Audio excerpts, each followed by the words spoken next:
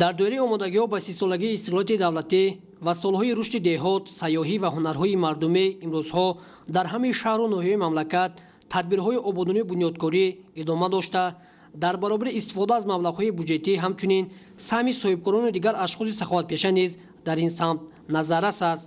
махсусан бунёду навсозии роҳҳо аз ҳар ҷиҳат ба манфиати кор буда, шароити рафтуо ва интиқолу молу маҳсулот беҳтар мегардад. дар ноҳияи рӯдакӣ бо ин мақсад тадбирҳои зарурӣ амалӣ карда мешаванд. мутаассифона вазъи роҳҳо дар баъзе аз ҷамоатҳо бахусус деҳаи истиқлоли ҷамоати шаҳраки Турсунзода ташвишовар аст. сабаби асосии зуд валангор шудани ин роҳҳо асосан нақлиёти боркаше мебошанд, ки новобаста ба меъёри муайян гардида аз меъёр зиёд борро тавассути ин роҳ ба корхонаҳои санъатии коркарди маҳсулоти сохтмонӣ мекашонанд. тавре сокинони деҳаҳои шафати роҳ итлоъ доданд, ин роҳ солҳои тӯлонӣ аст, ки таъмиру мунфарш карда нашудааст. кас агар тавассути ин роҳ гузарад, андеша мекунад, ки маблағҳои ҷудошуда дар куҷо ва бо кадом мақсад сарф мешуда бошанд.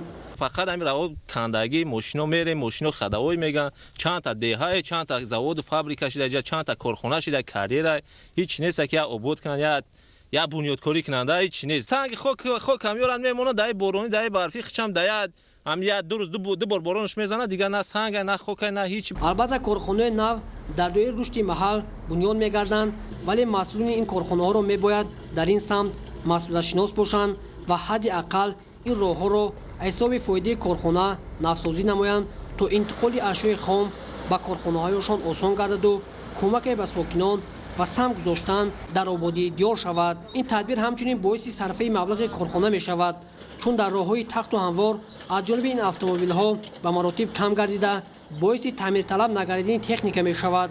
аз рӯи мушоҳидаҳо ҳисоб кунем, ба ҳар як нафар масъули корхонаи коркарди сангу шағал навсозии 200 метри роҳ рост меояд. барои амалӣ намудани ин тадбир нафарони ташаббускор аз ҷамоати шаҳраки Турсунзодаи ноҳияи рӯдакиро зарур аст, то ин иқдоми некро бардошт гиранду соҳибкорон ва дигар шахсони бунёдкорро ба таъмиру таҷдиди роҳи вайрону валангор ҷалб намоянд.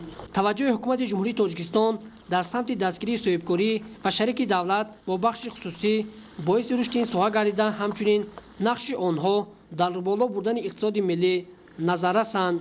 соҳибкоронро мебояд ҷавобан ба ин дастгириҳо дар баробари суди хеш ҳамчунин манфиати ҷомеаро низ дар мадди назар гиранд. аз баракати соҳибистиқлолӣ аст, ки Тоҷикистон рӯ ба тараққӣниҳода дар соҳаҳои гуногун тадбирҳои ободониву созандагӣ ва таҳкими инфраструктур тақвият ёфт. аммо чунин мушкилиҳои ҷузъӣ низ агар саривақт анҷом дода шаванд, вазъи аҳолии деҳот бозам хубтару беҳтар мегардад ва сокинон метавонанд дар ҳама фасли сол бемушкилӣ рафту омад кунанд.